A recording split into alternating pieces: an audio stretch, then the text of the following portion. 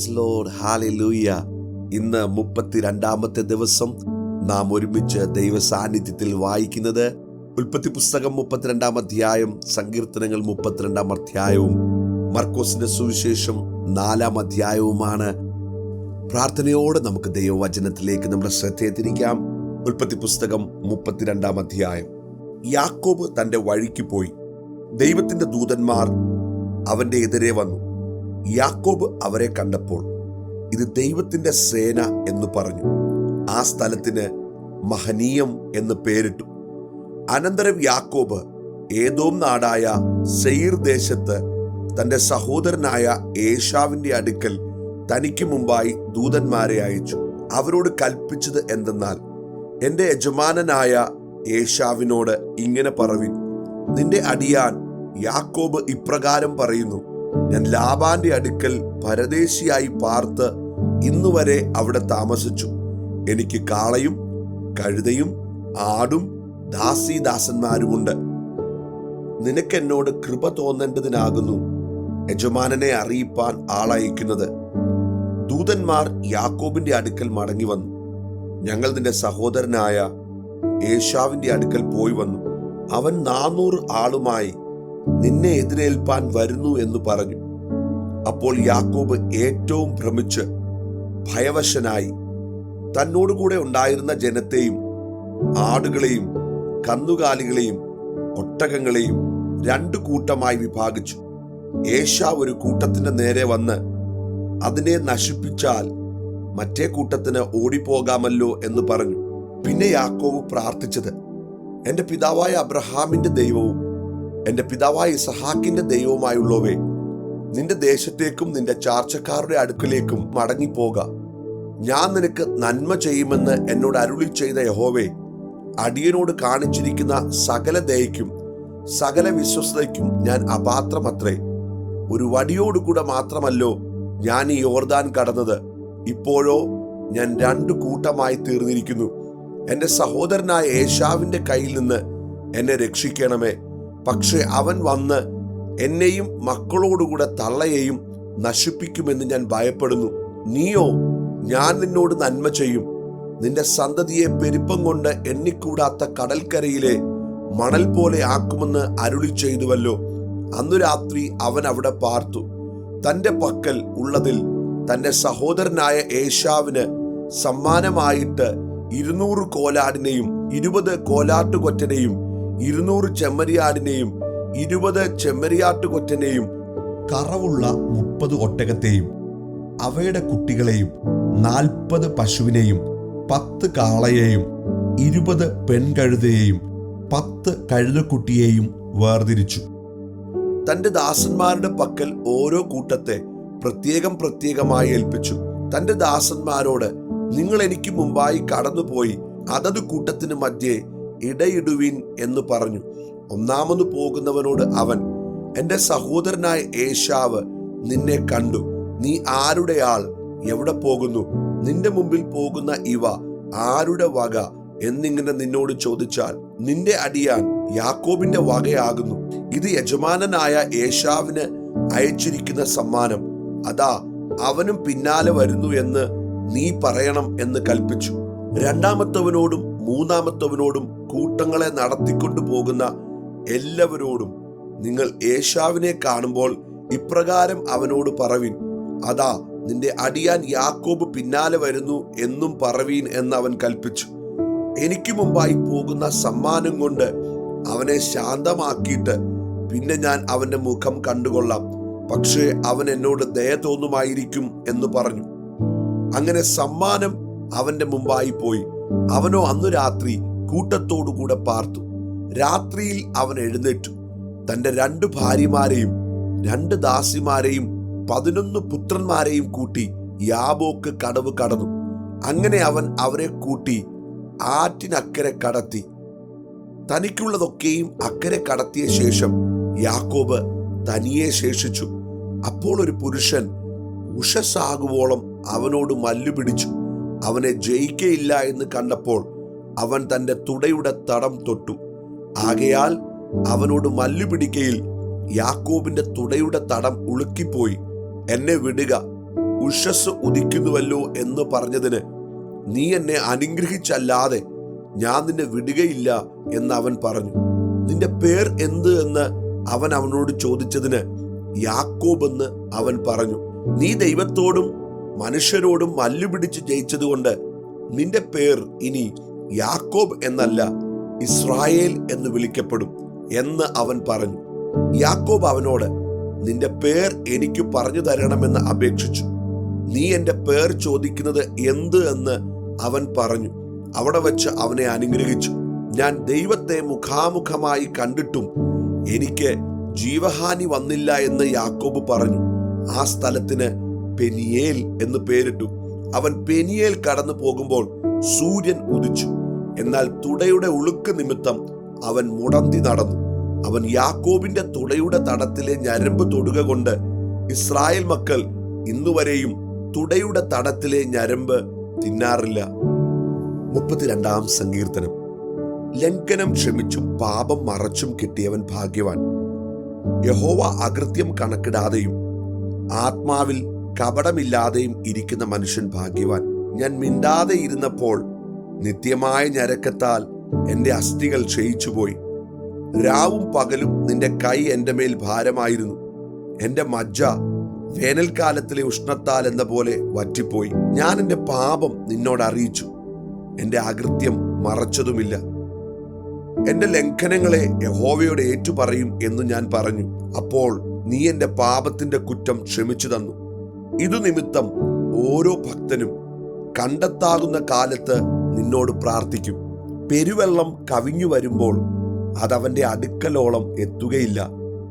നീ എനിക്ക് മറവിടമാകുന്നു. നീ എന്നെ കഷ്ടത്തിൽ നിന്ന് സൂക്ഷിക്കും. രക്ഷയുടെ ഉല്ലാസഘോഷം കൊണ്ട് നീ എന്നെ ചുറ്റിക്കൊള്ളും. ഞാൻ നിന്നെ ഉപദേശിച്ച് നടക്കേണ്ടുന്ന വഴി നിനക്ക് കാണിച്ചു തരും. ഞാൻ നിന്റെ മേൽ ദൃഷ്ടി വെച്ച് നിനക്ക് ആലോചന പറഞ്ഞു തരും. നിങ്ങൾ ബുദ്ധിയില്ലാത്ത കുതിരയെയും കോവർ കഴുതയെയും പോലെ ആകരുത്. അവയുടെ ചമയങ്ങളായ കടിഞ്ഞാണും മുഖപ്പട്ടയും കൊണ്ട് അവയെ അടക്കി വരുന്നു. അല്ലെങ്കിൽ അവ നിനക്ക് സ്വാധീനമാകയില്ല. ദുഷ്ടന് വളരെ വേദനകളുണ്ട്. യഹോവയിൽ ആശ്രയിക്കുന്നവനെയോ ദയ ചുറ്റിക്കൊള്ളും.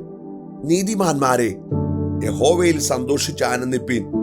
ഹൃദയ പരമാർത്ഥികൾ എല്ലാവരുമായുള്ളവരെ ഘോഷിച്ചുല്ലസിപ്പീൻ. വിശുദ്ധ മർക്കോസിന്റെ സുവിശേഷം 4-ാം അധ്യായം. അവൻ പിന്നെയും കടൽക്കര വെച്ച് ഉപദേശിപ്പാൻ തുടങ്ങി. അപ്പോൾ ഏറ്റവും വലിയ പുരുഷാരം അവന്റെ അടുക്കൽ വന്ന് കൂടുക കൊണ്ട് അവൻ പടകിൽ കയറി കടലിൽ ഇരുന്നു. പുരുഷാരമൊക്കെയും കടലരികെ കരയിലായിരുന്നു. അവൻ ഉപമകളാൽ അവരെ പലതും ഉപദേശിച്ചു. ഉപദേശത്തിൽ അവരോട് പറഞ്ഞത് കേൾപ്പീൻ. വിതയ്ക്കുന്നവൻ വിതപ്പാൻ പുറപ്പെട്ടു. വിതയ്ക്കുമ്പോൾ ചിലത് വഴിയരികെ വീണു. പറവകൾ വന്ന് അത് തിന്നുകളഞ്ഞു. മറ്റു ചിലത് പാറസ്ഥലത്ത് ഏറെ മണ്ണില്ലാത്തടത്ത് വീണു. മണ്ണിന് താഴ്ചയില്ലായകയാൽ ക്ഷണത്തിൽ മുളച്ചു വന്നു. സൂര്യൻ ഉദിച്ചാറെ ചൂട് തട്ടി വേരില്ലാകൊണ്ട് ഉണങ്ങിപ്പോയി. മറ്റു ചിലത് മുള്ളിനിടയിൽ വീണു. മുള്ളു മുളച്ചു വളർന്ന് അതിനെ ഞെരുക്കിക്കളഞ്ഞു. അത് വിളഞ്ഞതുമില്ല.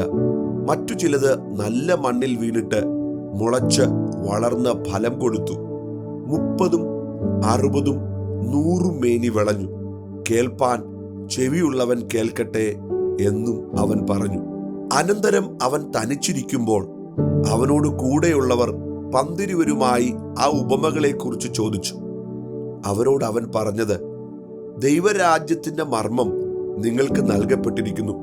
പുറത്തുള്ളവർക്കോ സകലവും ഉപമകളാൽ ലഭിക്കുന്നു. അവർ മനം തിരിയാതെയും അവരോട് ക്ഷമിക്കാതെയും ഇരിക്കത്തക്കവണ്ണം അവർ കണ്ടിട്ടും അറിയാതിരിപ്പാനും കേട്ടിട്ടും ഗ്രഹിക്കാതിരിപ്പാനും സംഗതി വരും. പിന്നെ അവൻ അവരോട് പറഞ്ഞത്, ഈ ഉപമ ഗ്രഹിക്കുന്നില്ലയോ? പിന്നെ മറ്റേ ഉപമകളൊക്കെയും എങ്ങനെ ഗ്രഹിക്കും? വിതയ്ക്കുന്നവൻ വചനം വിതയ്ക്കുന്നു. വചനം വിതച്ചിട്ട് വഴിയരികെ വീണത് കേട്ട ഉടനെ സാത്താൻ വന്ന ഹൃദയങ്ങളിൽ വിതയ്ക്കപ്പെട്ട വചനം എടുത്തു കളയുന്നതാകുന്നു. അങ്ങനെ തന്നെ പാറസ്ഥലത്ത് വിതച്ചത് വചനം കേട്ട ഉടനെ സന്തോഷത്തോടെ കൈക്കൊള്ളുന്നവർ. എങ്കിലും അവർ ഉള്ളിൽ വേരില്ലാതെ ക്ഷണികന്മാർ ആകുന്നു. വചനം നിമിത്തം ഉപദ്രവമോ പീഡയോ ഉണ്ടായാൽ ക്ഷണത്തിൽ ഇടറിപ്പോകുന്നു.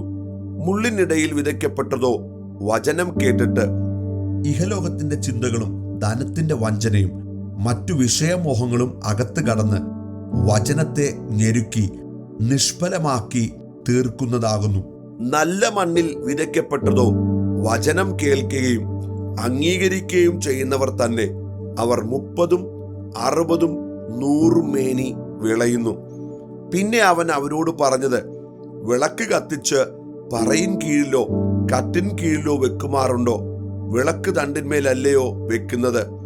വെളിപ്പെടുവാനുള്ളതല്ലാതെ ഗൂഢമായതൊന്നുമില്ല, വെളിച്ചത്തു വരുവാനുള്ളതല്ലാതെ മറവായതൊന്നുമില്ല.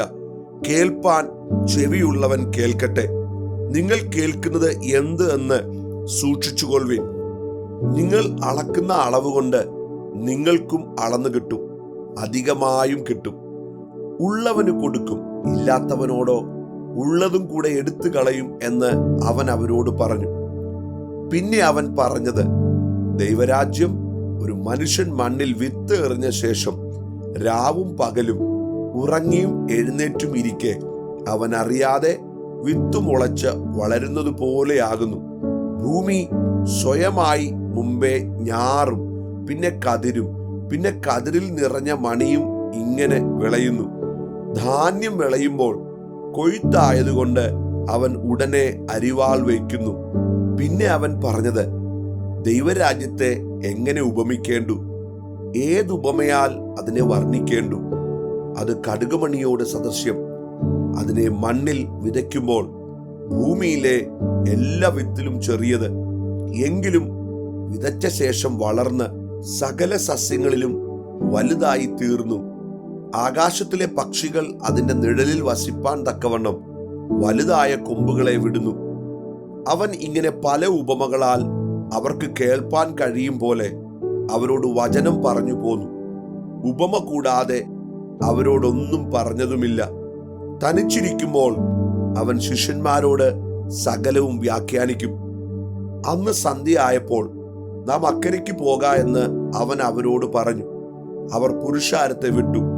താൻ പടകിലിരുന്ന പാടെ അവനെ കൊണ്ടുപോയി. മറ്റു ചെറുപടകുകളും കൂടെ ഉണ്ടായിരുന്നു. അപ്പോൾ വലിയ ചുഴലിക്കാറ്റുണ്ടായി. പടകിൽ തിര തള്ളിക്കയറുകൊണ്ട് അത് മുങ്ങുമാറായി. അവൻ അമരത്ത് തലയണ വെച്ച് ഉറങ്ങുകയായിരുന്നു. അവർ അവനെ ഉണർത്തി, ഗുരോ, ഞങ്ങൾ നശിച്ചു പോകുന്നതിൽ നിനക്ക് വിചാരമില്ലയോ എന്ന് പറഞ്ഞു.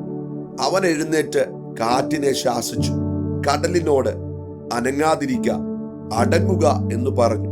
കാറ്റ് അമർന്നു, വലിയ ശാന്തതയുണ്ടായി. പിന്നെ അവൻ അവരോട്, നിങ്ങൾ ഇങ്ങനെ ഭീരുക്കളാകുവാൻ എന്ത്? നിങ്ങൾക്കിപ്പോഴും വിശ്വാസമില്ലയോ എന്ന് പറഞ്ഞു. അവർ വളരെ ഭയപ്പെട്ടു. കാറ്റും കടലും കൂടെ ഇവനെ അനുസരിക്കുന്നുവല്ലോ, ഇവൻ ആർ എന്ന് തമ്മിൽ പറഞ്ഞു. അതേ ദൈവമക്കളെ, നമ്മുടെ കർത്താവ് സർവശക്തനായ ദൈവമാണ്. നാം വായിച്ചതുപോലെ കാറ്റിന്മേൽ കടലിന്മേൽ നിയന്ത്രണമുള്ള കർത്താവാണ്. ഉൽപ്പത്തി പുസ്തകം 1-ാം അധ്യായത്തിൽ തന്റെ വാക്കിനാൽ സകലത്തെയും സൃഷ്ടിക്കുന്ന സൃഷ്ടിതാവായ ദൈവത്തെ നാം കാണുന്നെങ്കിൽ, ഈ അധ്യായത്തിൽ വാക്കുകളാൽ സകലത്തെയും നിയന്ത്രിക്കുന്ന നിയന്ത്രിതവായ ദൈവത്തെ നാം കാണുന്നു. സകലത്തെയും സൃഷ്ടിക്കുക മാത്രമല്ല, ഐശ്വര്യമായി സകലത്തെയും നിയന്ത്രിക്കുന്ന അനുഗ്രഹിക്കപ്പെട്ട ദൈവമാണ് നമ്മുടെ ദൈവം. പ്രിയരെ, നമ്മുടെ ജീവിതത്തിലെ എല്ലാ സാഹചര്യങ്ങളെയും നിയന്ത്രിപ്പാൻ കഴിവുള്ള സർവശക്തനായ ദൈവമാണ് നമ്മുടെ ദൈവം. God bless you all. Amen. Amen. Amen.